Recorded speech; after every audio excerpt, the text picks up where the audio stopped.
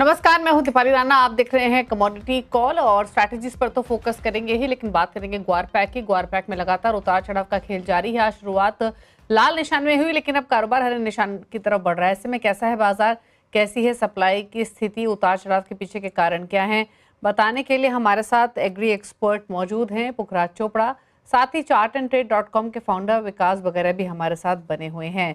आप दोनों का ही स्वागत है इस शो में। और सबसे पहले ग्वार पैक पर ही चर्चा कर लेते हैं। प्राइसेस एक बार लेकर आते हैं स्क्रीन पर कि क्या रुझान देखने को मिल रहा है।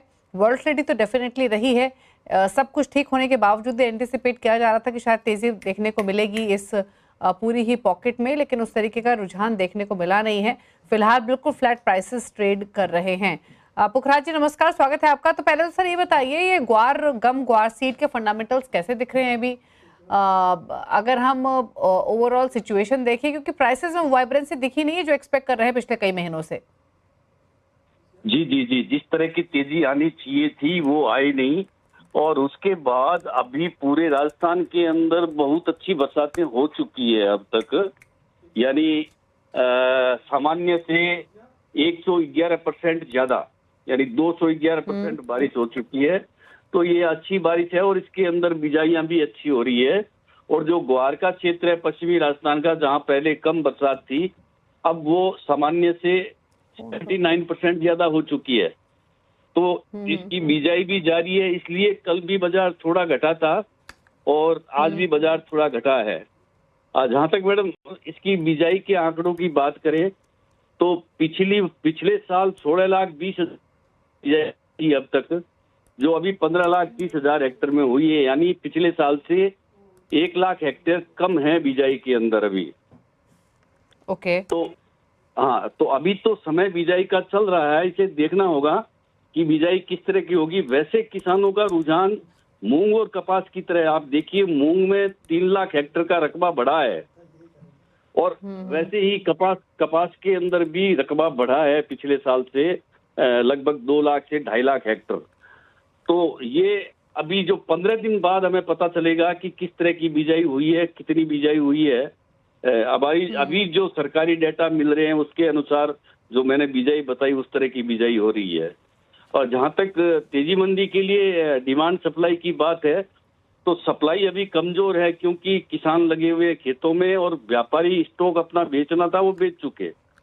और डिमांड 25 से 30,000 टन मंथली लगातार निर्यात हो रहा है, इसमें कोई कमी आई नहीं है। तो हम ये कह सकते हैं कि निर्यात बहुत अच्छा है, पर जिस तरह का इसका बिहेव होना चाहिए उस तरह का बिहेव नहीं है ग्वार का। उसके पीछे ये भी मान सकते हैं कि लोगों का रुझान इस व्यापार की तरफ कम हुआ है और यही वजह है कि इसका वॉल्यूम भी कम है और ट्रेड भी कम है। जी अच्छा पुखराज जी, डिमांड जैसे आपने कहा कि निर्यात ठीक ठाक है, तो डिमांड पे एक सवाल और आपसे पूछना चाहेंगे। अगर हम घरेलू मांग देखें या बाहर डिमांड देखें, जो निर्यात के आंकड़े दिखाई दिए हैं, क्या वो परसिस्ट करेंगे, बेहतर हो सकते हैं? घरेलू डिमांड कैसी बनी हुई है? क्योंकि जब हमने प्राइसेस में थोड़ा दबाव देखा है तो हमेशा लो डिमांड की चर्चा भी हुई है। अभी मांग की स्थिति कैसी बनी हुई है? देखिए, मांग घरेलू हो या विदेशी मांग हो, दोनों अच्छी बनी हुई है।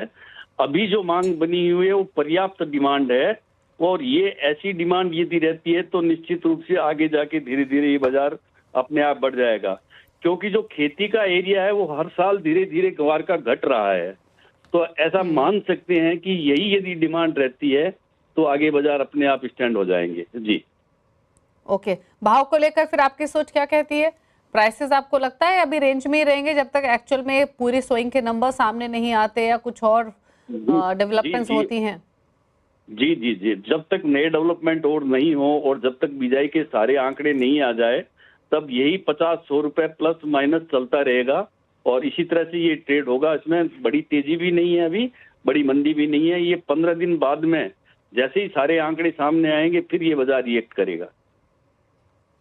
ओके, चलिए शुक्रिया सर आपका आने के लिए, शो में अपनी राय देने के लिए। विकास वगैरह भी हमारे साथ मौजूद है। विकास, टेक्निकली आपका व्यू क्या रहेगा ग्वार सीड दोनों पर? हाँ मैडम, ऐसा लगता है कि ग्वार सीड में थोड़ा सा बॉटम बनता हुआ नजर आया है एंड टेक्निकली एक बाउंस बैक देखने के लिए मिल सकता है।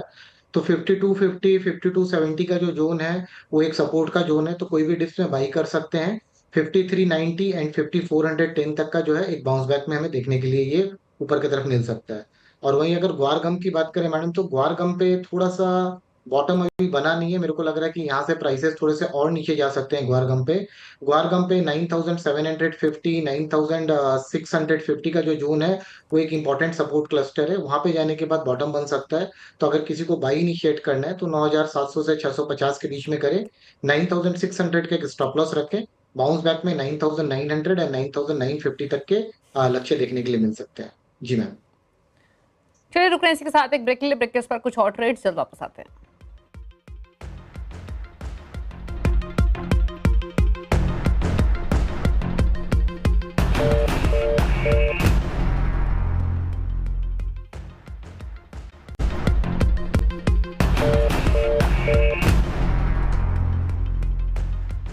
आप दे रहे हैं कमोडिटी कॉल, विकास वगैरह हमारे साथ बने हुए, लेते हैं अब उनसे कुछ ट्रेड्स। विकास बताइए आपकी ट्रेडिंग कॉल्स।